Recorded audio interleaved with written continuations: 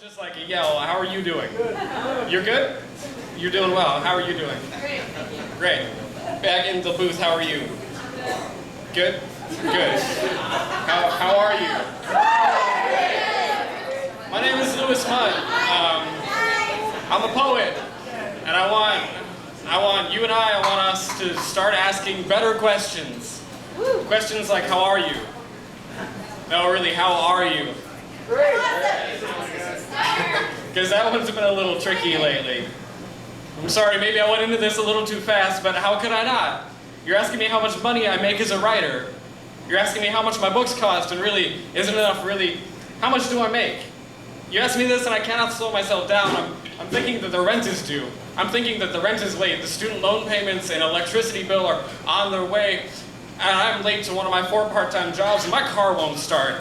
And I'm pinching every penny I can to send it to the worst mechanic in the city. But instead of that, you're asking me about the women in the poems. And I want you to ask me how it feels to sleep 1,600 miles from the warmest body I know, but you want to know about the poems. Want to know whose lips I am folding in envelopes and stuffing into tin mailboxes. Maybe the poems I'm writing at 2 a.m. by candlelight, but I am stuffing this one in between fluorescent bulbs in a doctor's office where I have no appointment, because it's cold outside. Not the way the world is cold, but the way the winter is cold. The way winter is cold and I have lost my gloves. Did I mention the warm body? Did I mention my tin can full of tough money? I can't see her when I want to, and some days I need to hold her hand. Some nights I am too busy missing people to ever get to sleep.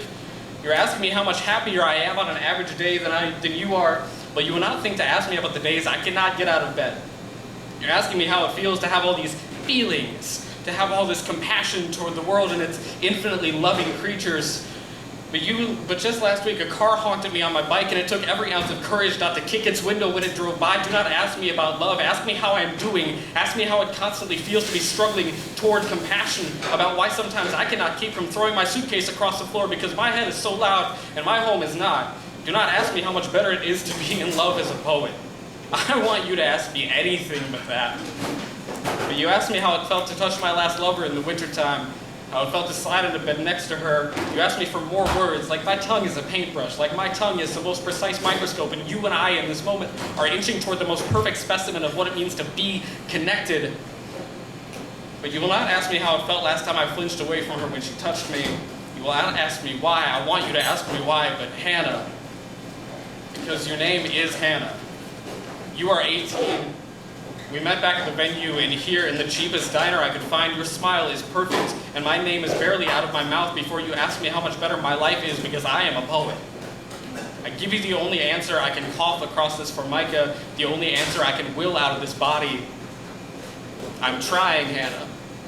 And if I have learned anything from poetry, it is beneath our skin there's somewhere in our bones an infinite capacity for love, but some days under all of this love, we're just skin and bones. That's all I have to say.